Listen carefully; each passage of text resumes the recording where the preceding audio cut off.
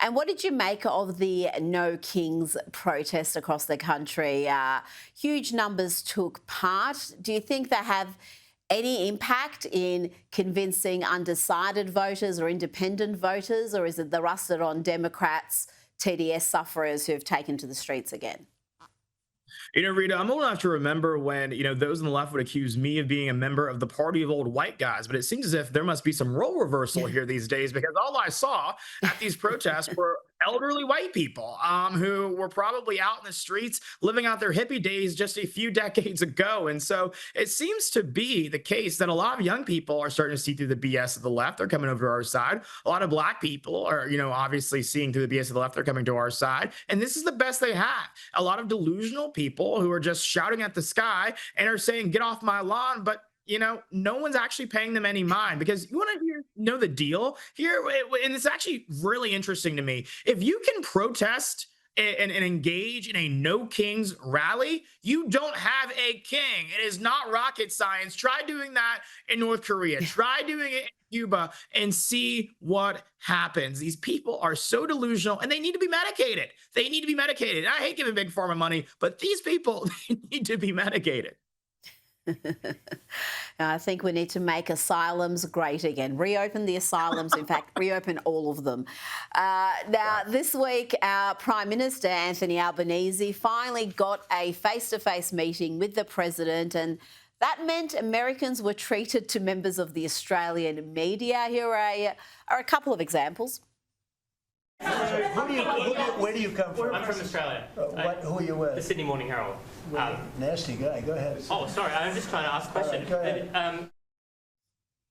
And here is the second example. This cringeworthy question had social media ablaze. You have within your power, you're the most powerful man on earth. Why don't you just enable Ukraine to finish this war tomorrow? Well, if you knew anything about what you were talking about, you'd be able. You do. I don't think you do, really. I don't think you do, because it's a little more complicated than that. But it sounds easy. We're in the process of trying to make a deal. If we make a deal, that's great. If we don't make a deal, it'll be a lot of people are going to be paying a big price. Oh dear, such a rude, embarrassingly ignorant question, if you didn't call it that. CJ, what did you make of it?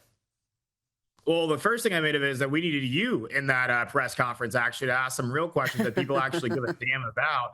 And maybe you could teach your colleagues a little, thing or two about foreign policy.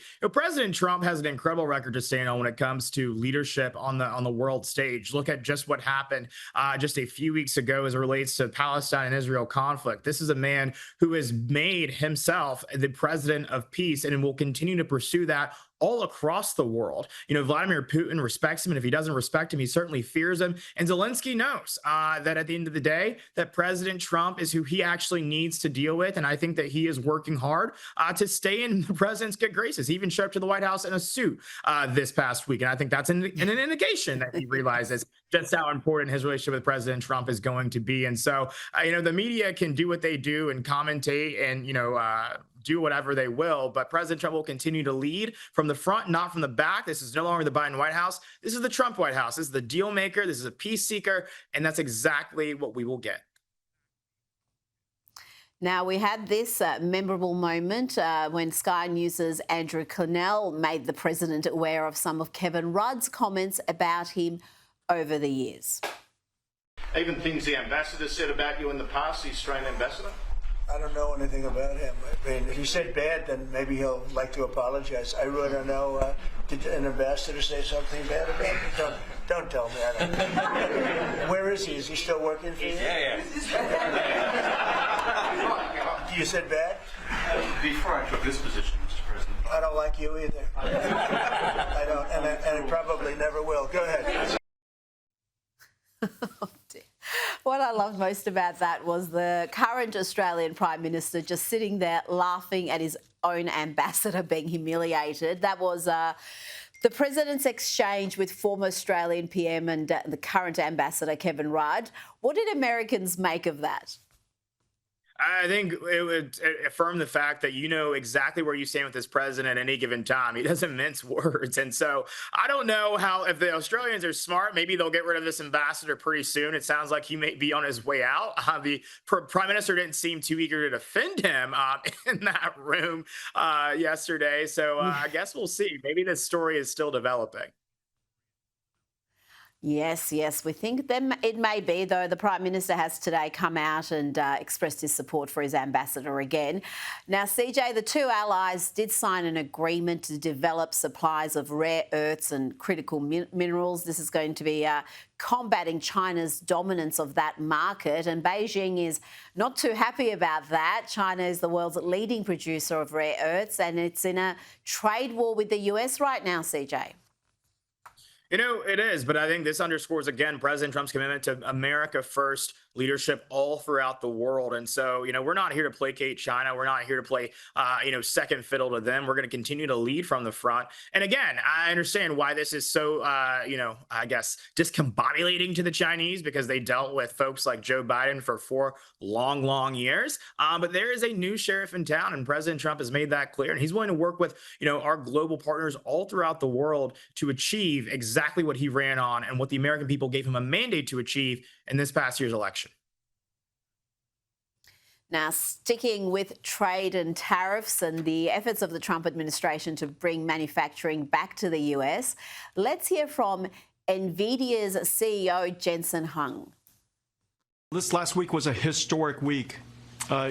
We manufactured the most advanced AI chips in the world, in the most advanced fab in the world, here in America for the first time.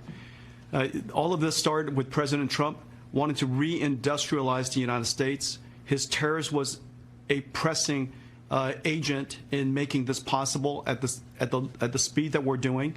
And now, shortly after less than a year, we're now manufacturing the most advanced chips for AI here in the United States.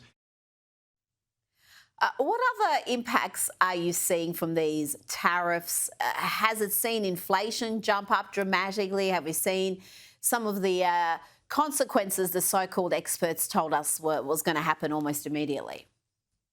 No, we haven't seen that. But what we have seen is the experts, again, as you just pointed out, be disproven yet again. I don't know why we continue to call these people experts anymore. I think we need to come up with a new word for them. I'm inclined to use the word liar, but, I like to be polite. I'll tell you what we are seeing as a result of President Trump's bold economic policy. We're seeing record job creation. We're seeing incredible investments, not just domestically from American companies, but international countries saying, I want to bet on America because America is in good hands under this president. And of course, you hear from incredible business leaders like the CEO of NVIDIA and many others who are lauding President Trump for his leadership on this front. And so, while the writers of, random publications and in the media who are betting on President Trump's failure, I actually want to remind them of a quote from President Obama: to root for the failure of a president is to root for the country's failure. And so maybe they would be wise to, I don't know, just hope that President Trump knows what he's doing, because if history is any judge of what lies ahead, I'm pretty confident in his ability to deliver for the American people in the future and for many years to come. Well, I hope you're right. And let's end on some good news. The woke and woeful Cincinnati police chief, Terry Thigi, has been placed on administrative leave, and there's going to be an internal investigation on the effectiveness of her leadership in the Cincinnati Police Department. She, of course, came to national prominence after a number of white people were bashed in what is alleged to be race-based hate crimes, essentially. The footage was absolutely shocking, and yet the police chief had this to say about it. Social media and journalism and the role it plays in this incident. And yes, guys, that's you. That is you.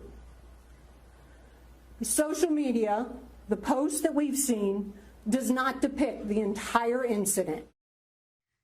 Talk about shooting the messenger, CJ. She seemed to be more upset about these clips going viral and some attention being brought to these horrendous crimes, acts of violence, than the fact that they actually happened. And you had mobs of people attacking a couple of victims who were left with serious injuries. Yeah, exactly that. She's asking us to just completely ignore what we all just saw with our own two eyes. It's actually insane to even think about. But this is exactly why President Trump and so many people on the right have gone after DEI. These people don't know how to lead. They did not earn it. That is actually what DEI should stand for. But beyond that, it's exactly why President Trump has sent the National Guard in many American cities, because what I just saw in that video looks like a third world country. That has no business happening in the United States of America. And if folks like this police chief won't stand up and lead, then President Trump will intervene. And I got to tell you, the people of Cincinnati will welcome it. And I believe the Republican governor of Ohio, would also welcome it, because people want to feel safe. They want to be safe in their communities. That's not something far-fetched to ask for, not something crazy to demand. It's an expectation, and it's a very reasonable one. CJ Pearson, thank you so much for your time tonight. Thank you.